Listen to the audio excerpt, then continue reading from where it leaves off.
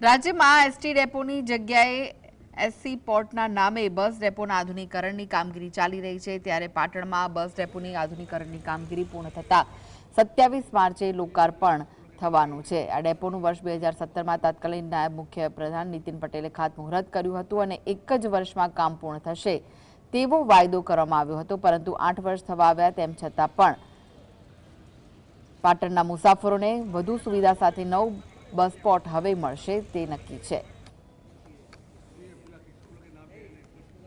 લગભગ 7-8 વર્ષથી પાટણમાં જે તૈયારીઓ થતી હતી હવે એની તૈયારીઓ સંપૂર્ણપણે પૂરી થઈ ગઈ છે અને આ બસ સ્પોટ હવે ટૂંક જ સમયમાં એકાદ બે દિવસમાં લોકાર્પણ થઈ રહ્યું છે।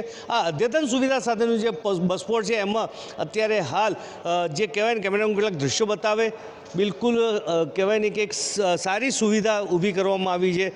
પ્રજાને સારી સુવિધા મળી શકે, જે અહીંયા મુસાફરો આવતા હોય છે એ મુસાફરોને અહીંયા સારી સુવિધા મળી રહે એના માટેની તમામ તૈયારીઓ થઈ ગઈ છે અને એક પાટણનું જે બસ સ્ટેન્ડ છે એ નવલું નજરાણું બની રહ્યું છે। ત્યારે હવે જોવું એ રહે છે કે જ્યારે આ બસ સ્ટેન્ડ તૈયાર થઈ લોકાર્પણ થયા પછીની શું કહેવાય ને કે પ્રજા કેવી રીતના એને પેસેન્જરો એને કેવી રીતના સાચવે, કારણ કે એક સુંદર મજાનું એવું કહી શકાય એવું આ જે નવલું નજરાણું બન્યું છે અને હવે એનું લગભગ 27મી તારીખે છેલ્લી કહેવાય ને કે ફાઇનલ ડેટ જાહેર થઈ ગઈ છે અને 27મી તારીખે એનું ઉદ્ઘાટન થશે, ત્યારે લોકાર્પણ કરવામાં આવશે। ત્યારે મુસાફર જનતાઓ માટે જે કહેવાય ને કે અત્યારે આ નવલું નજરાણું બની શકે એવું છે।